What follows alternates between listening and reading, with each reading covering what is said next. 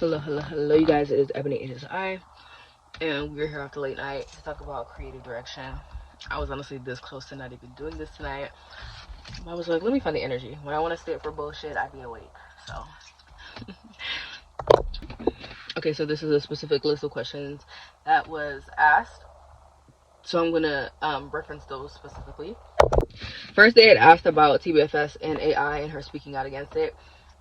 I don't know if I mentioned this in the first video, but if I didn't make it clear, because I was actually feeling like she had used it or she was okay with it to an extent. Okay, just her opinion on AI. I don't know if this is somebody who likes it or feels like in certain ways it can benefit the world. I don't really see this as somebody who is like posting like AI memes. I'm gonna put it like that. And I don't think that this is someone who AI is very heavily included in her art. You know, like to usher, quote unquote, usher it in. I do think that this person sees AI as it can be beneficial in some ways, which I agree. But I'm somebody who like I really do believe in doing everything by hand. So like I feel like to a certain extent, it's like you have to let AI do what AI is supposed to do. You know, because not like I don't need AI to write an essay for me. You know, I don't need it to write an essay for me. Maybe to summarize something. Like I feel like there's certain ways that this person believes that it can work, but it cannot do the work. If that makes sense. This person might like AI and on social media in some forms. Like I said, it doesn't really feel like memes, but it's like if it's a certain level of connection. I don't know if this person's making money off of AI, or like I said, this is streamlining business in some level of some way for this person. I feel like it's working for her in some way. This might even be somebody who wishes that they invested in certain levels of AI, especially if this is someone who denounced it or, like I said, uses it sparingly. That's quite interesting. I did not expect this. There's something about, I don't know if AI is going to take some improvements or people are going to realize it's okay to use it in this way, even if you don't want to do it in other personalized ways that this person could definitely benefit off of or she could really enjoy. Like, could definitely improve her career. Yeah, like I feel like there's an aversion to it that you miss out on something. But I can't imagine how AI would develop in a way that wouldn't be so detrimental to communities. But I think if it had any positive developments where we were like, okay, it's okay to be used in this capacity because it actually benefits things in this capacity, I think this person would definitely be down, you know. But I do think that this person is like, I don't think she likes it. I think she's more so indifferent.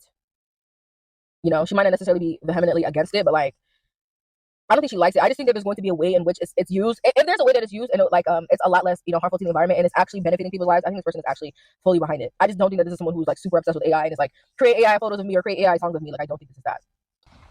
The thing about it is, I feel like she might actually get some backlash for that, for saying, oh, I used AI to do this, or I'm okay with AI in this capacity. Because a lot of people are outright against it, and I'm definitely the same. Like, I don't really feel like there's a need for it, like a real need for it ever, especially because people tend to use it to, like, as a cop-out, like, because they have it, and once they start getting into using it frequently, they kind of refuse to do any critical thinking or like research of their own. They kind of rely on the AI for everything.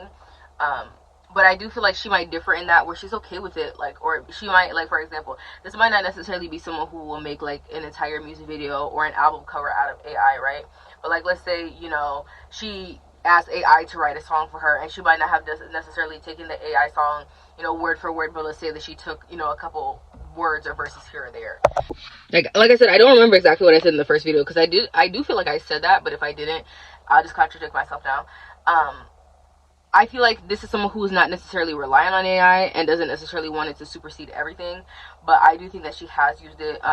I don't know if she'll necessarily admit to this, you know, because I do think, especially amongst her fan base, it will be quite unpopular. I think people will be very, very upset or appalled, especially if people find, like, clearly people find this person quite intelligent, or quite innovative, to know that AI was kind of used in any aspect of anything. I think could be a little bit disappointing to people. The very interesting thing is, I think that she could disappoint a section of people by saying, oh, I've used it, but I do think that she could disappoint another section of people by saying that even though I've used it in this capacity, I don't necessarily, like, you know, I'm not necessarily someone who's gonna, you know, do, like, I'm not, for example, I'm not somebody who's gonna do like a meta commercial like Kylie Jenner. Like, I'm not necessarily for the total innovation and like the total, like, I don't know, I don't feel like she would allow people to use her as a force to kind of promote this kind of thing. So that's what I'm saying. I feel like she could definitely kind of lose in the court of public opinion because she's used it to some extent, or she's okay with it to some extent, but she's also not somebody who's completely like, yeah, I'm gonna work with OpenAI, and, you know, I think ChatGPT is, you know, the best thing since sliced bread. Like, I don't think she's necessarily platforming certain things, but I do think that people might feel like she's low-key on the wrong side of history because she has used it to some capacity. And honestly, I do think that people will forgive her for this usage. Like I said, I don't feel like it's necessarily like a total lifestyle thing. Like I said, I'm pretty sure I said this in the original video. This is not someone who's posting like AI memes and, you know, posting like, you know, my avatar and stuff like that. Like, it's not like chronic normal usage. But she, like, for example, let's say that she something that people love, they find out that it was AI generated. Like I said, to me, this definitely feels like in some capacity. It probably won't be the entirety.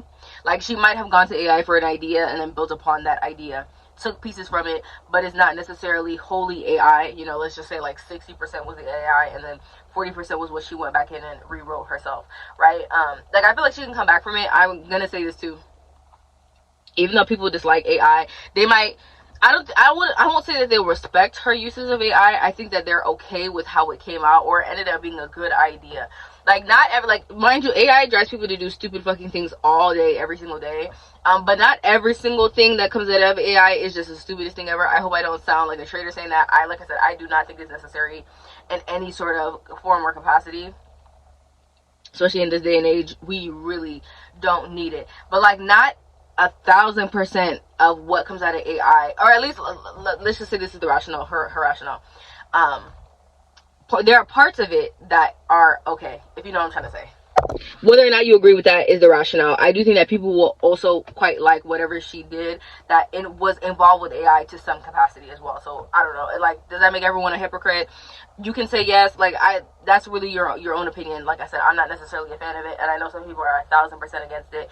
Like, a lot of people are okay with it to some capacity. It really depends on the kind of who you're talking to, right? But like I said, I think all in all, though, people will get over it. Yeah. Like, it's like, yeah. I also don't think there's necessarily sabotage coming from people who she chooses not to support when it comes to, like, these big companies and things like that. But I do think there is a grave disappointment. Like I said, it kind of becomes a thing of, like, so why did you say anything? It's almost like it's probably better to lie.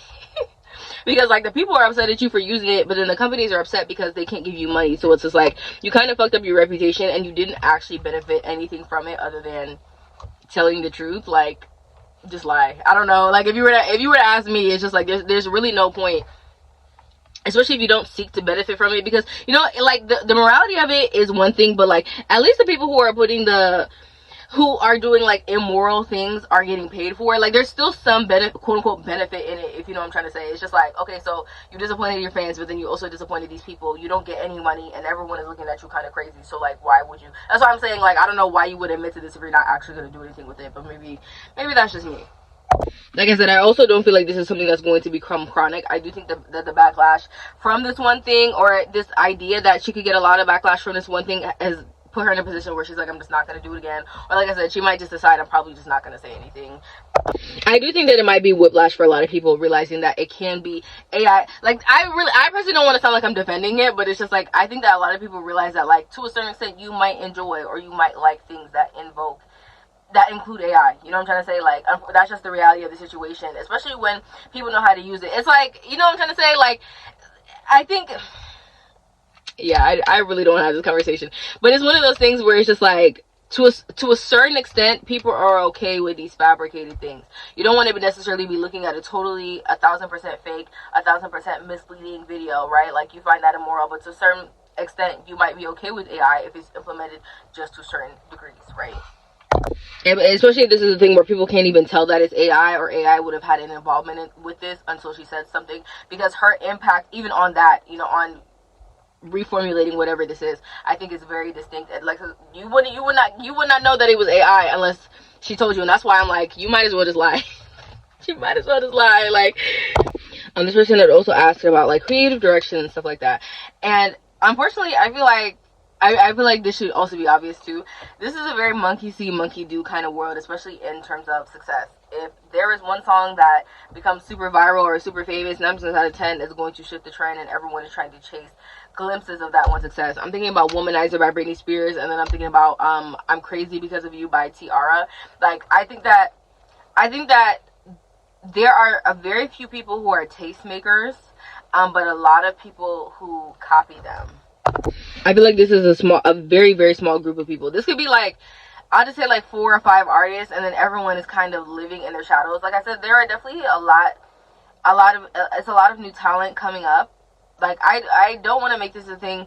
I almost feel like I don't want to put this whole thing on TBFS. I really don't feel like I want to, but I do feel like there are major sources. Like, if you were to think about pop in, like, the late 2000s to the early 2000s, like, Beyonce's gonna come up.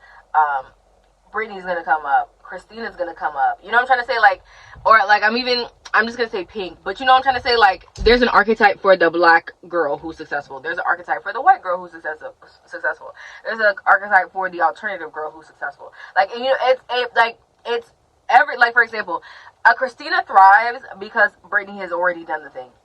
A Rihanna thrives because a Beyonce has already done the thing. You could argue that Christina and Rihanna also went off and did their own things, and they had their own prolific careers, which is very, very true.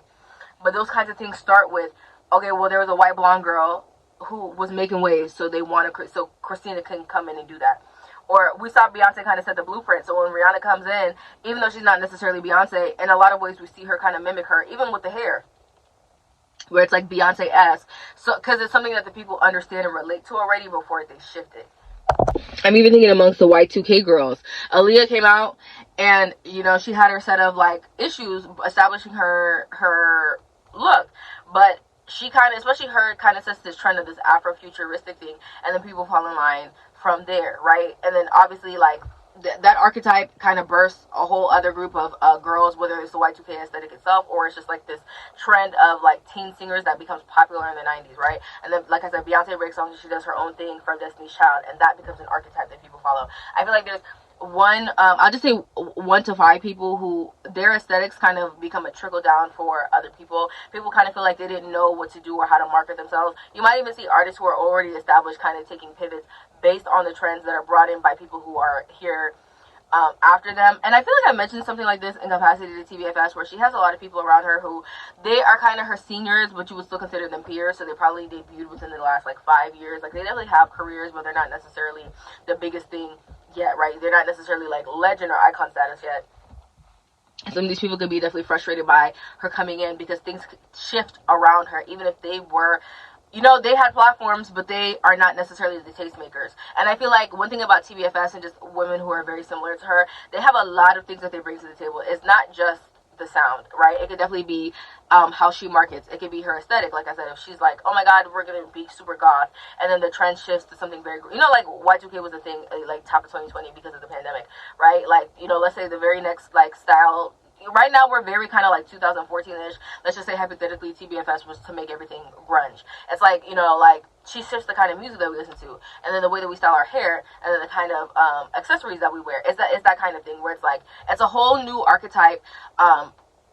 It kind of gives me one person with a bunch of characteristics that people tend to latch on, even people who have been here before them. It's very interesting. As much as TBFS is admired, there's a part of me that wonders if she feels a little bit sensitive about people copying her, or she's just like, it almost feels like I don't have anything to myself anymore. I don't know. I just feel like it's a little bit uncanny. And mind you, like, not a lot of people know what it feels like to be copied on that level, to be admired to that extent. I think that could definitely be very humbling, or she could definitely dislike it, but at the same time, she's just like, when you're kind of an it girl, like when you just have that thing about you, people have a tendency to fall in line. Like, you know, like Rihanna, like at the end of the day, 12 billion people are going to copy her because you have taste and you're Rihanna. You know what I'm trying to say? So it's definitely a little bit unreal for her. I think the music industry is missing color. I don't know, mind you, I feel like vibrants are definitely on trend right now, but like, for example, Midnight Sun is doing what it does. Or even like Tyla, you know, she definitely has a very colorful album coming out. I definitely think that we will definitely very akin to, and I just said this, very akin to like the late 2000s, like gonna see a resurgence of color. Also love, the depiction of love. I'm just thinking about like 90s like rom-coms. I'm thinking a lot of The Dream, talking about how R&B lends itself to hip-hop, but hip-hop hasn't really done the same back. The greatest thing about hip-hop is now the worst thing, which is it doesn't lend itself to anybody. Like, hip-hop doesn't help R&B like R&B help hip-hop. Do you think R&B received any of the benefits? No. Everybody forgot what happened and how hip-hop came to be. Even if you start with James Brown. Most hip-hop start with break beats. Like, those are all James Brown bands. Like, those loops, that's where they came from. Yeah. There was no rappers in the 70s like that didn't happen. That generated this thing for rap as a canvas to play on. And when the role reversal of that thing is we didn't receive any other benefits of that, which is why R&B is in the space now. Right. But easily from anything, from publications to radio stations, and everybody's dismissed the idea of what R&B actually means. That discovery thing is missing because the people in the forefront to educate people about where it came from or where it derived from is missing. It's like America not knowing the history of America. I mean, what would you say to the idea that like a lot of modern R&B seems to like be very rap influenced? That's why. Because they're literally trying to replicate something that they feel like is working or something that's more accepted versus just doing what we normally do. I just feel like there's a real yearning and there's a real desire, there's a real focus on romance that's kind of missing. When you also think about the time period that we're in as well, it's like we're in a crazy cultural recession. We're looking in this fascist state, right? Things are very bleak for a lot of people, and so there is a lot of escapist music, but I don't necessarily, I think that this is definitely playing on the colorful, the bright, colorful like fantasy kind of aesthetics that we have going on for sure. But I feel like there's a real shift back towards desire, towards being sentimental, like fostering community. I think that's quite interesting. I think that especially popular music has been influenced a lot by rap, and that's why I brought up that sentiment about the dream.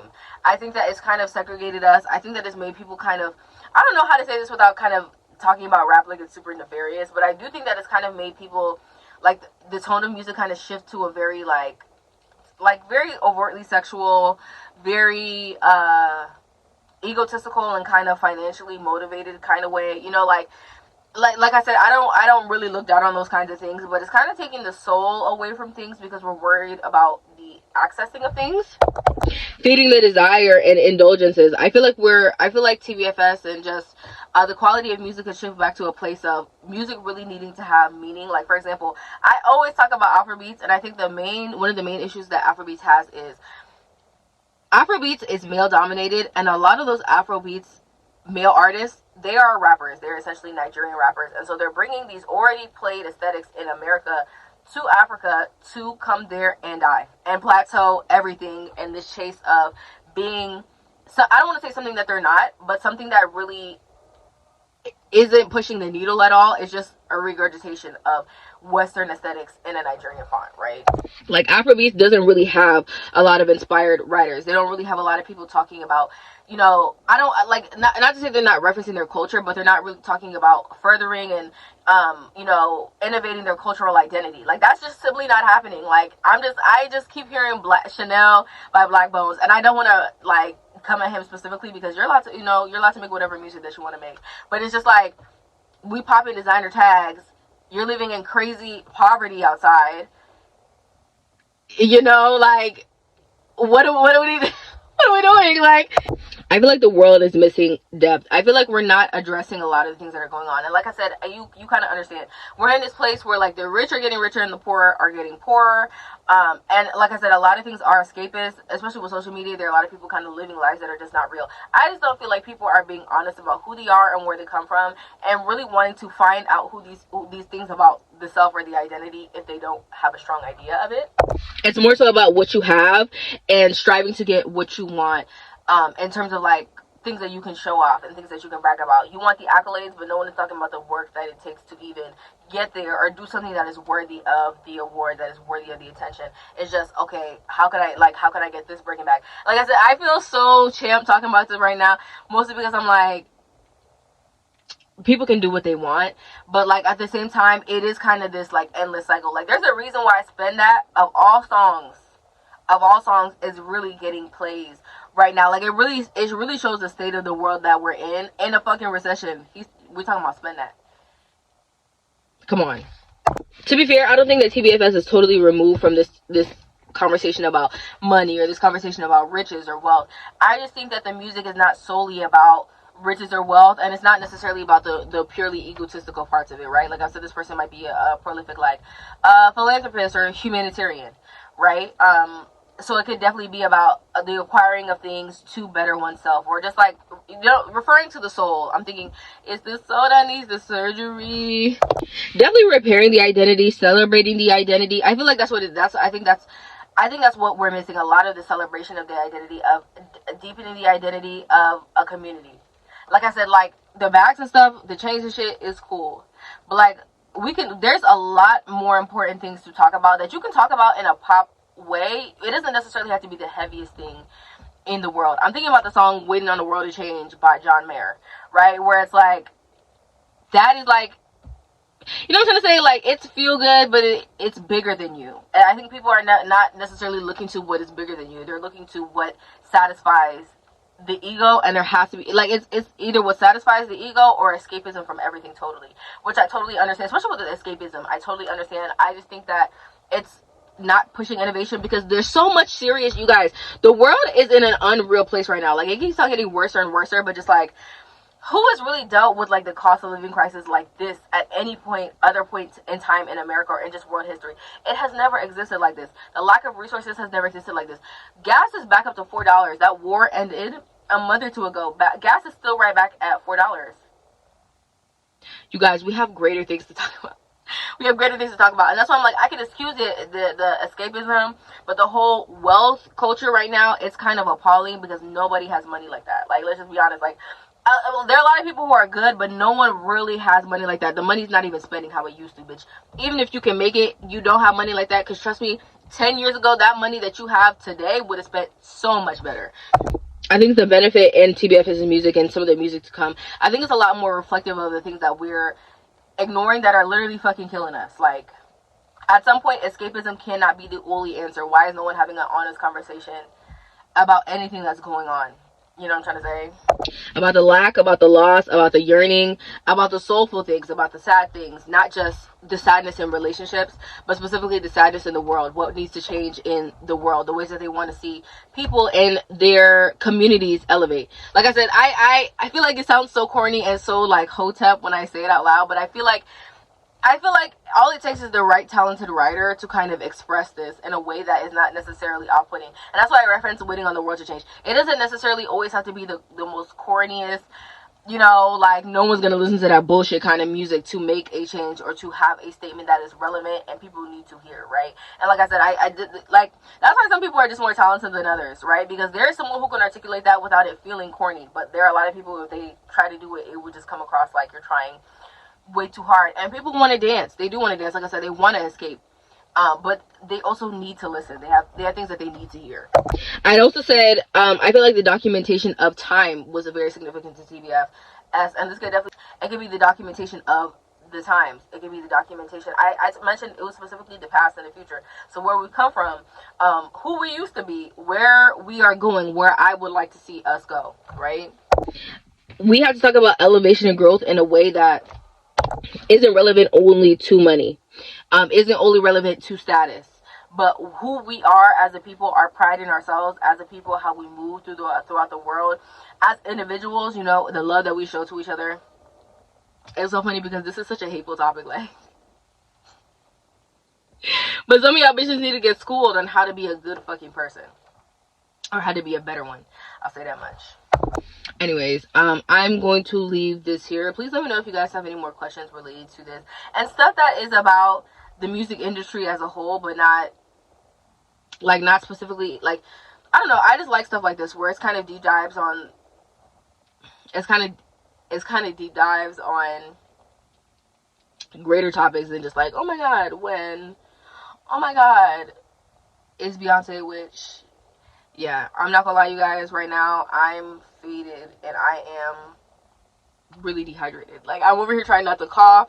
My eyes are just getting lower by the second. Yeah, I'm gonna get the fuck off this camera, but I will see you guys hopefully this weekend. Hopefully. Peace.